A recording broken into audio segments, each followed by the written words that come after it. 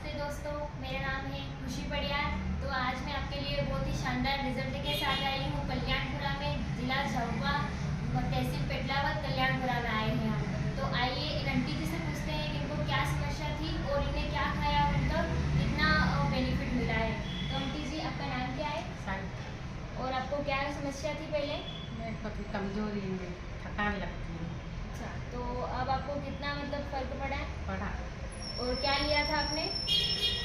ये प्रोडक्ट लिए थे, किसके माध्यम से मिले थे आपको? मोहन जी। अच्छा, ये मोहन जी राठौर के माध्यम से मिले थे। तो आपको पहले से कई ज़्यादा फुर्ती हो रही है शरीर में। क्या क्या था आपको? कमजोरी, घुटने में दर्द, कमर में दर्द, सब थोड़ा थोड़ा आराम मिला है। और कितने दिन हुए आपको लेते हुए?